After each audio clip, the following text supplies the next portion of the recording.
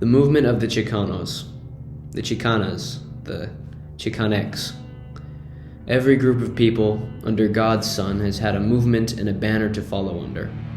Martin Luther King, Malcolm X, Mahatma Gandhi, Muhammad Ali Jinnah, Cesar Chavez, Otoya Yamaguchi, Julian Bond, Margaret Sanger, Oscar Mike Cox, David Ben-Gurion, Joseph Colombo, Mao Zedong, all leaders and worldwide human rights advocates, but one of the most overlooked and, dare I say, tragic movements that continues its fight to this day is the Chicanx movement.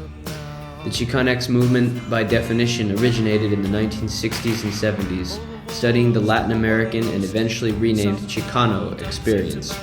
Relating back to roots of the traditional indigenous peoples of ancient Mexico, the movement draws upon a variety of fields, including history, sociology, arts, and literature.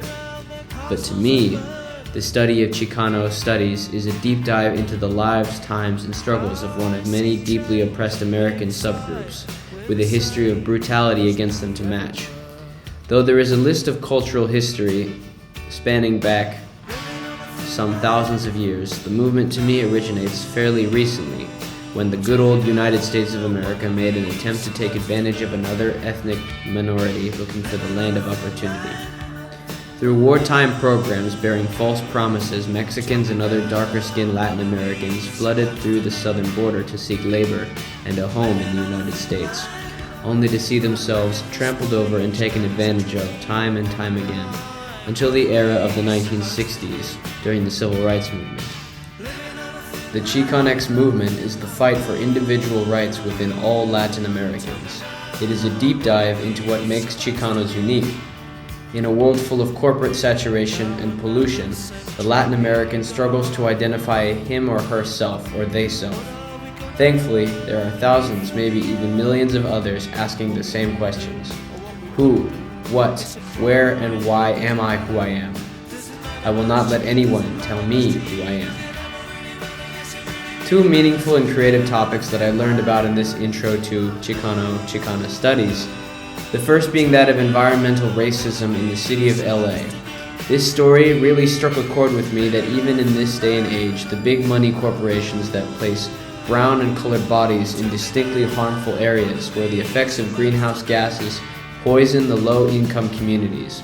Fortunately, thanks to the efforts of several activist movements standing up for these communities, to which I do not remember the names of, several of these factories were forced to shut down for good and hopefully more soon to come. I was very sensitive to this topic due to my vicinity with Los Angeles and several close family members of mine of Latin American descent, some living in those very communities.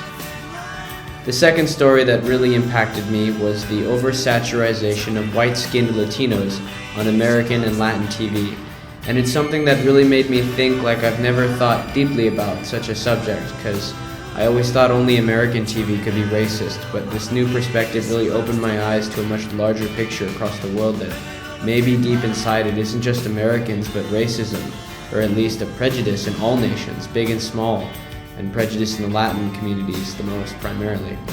Finally, using the tools and content I learned in this introduction to Chicano studies in my own life, beyond this class, I am entering into the film world. Taking the resources and tools that have been offered to me, I will become a more mindful person of other stories and the ancient history that has taken years for them to tell their individual tales. I recently watched a movie over this semester called Bread and Roses, which relates the struggle of poorly paid janitorial workers in Los Angeles and their fight for better working conditions and the right to unionize. It is based on the Justice for Janitors campaign of the Service Employees International Union, or SEIU, and the primary focus is on an illegal immigrant gal named Maya, who is at the forefront of their rights to be paid better for the service they provide. Long story short, I want to make movies on the Chicano struggle, and I thank this class wholeheartedly for giving me the lens to see this world anew. Goodbye.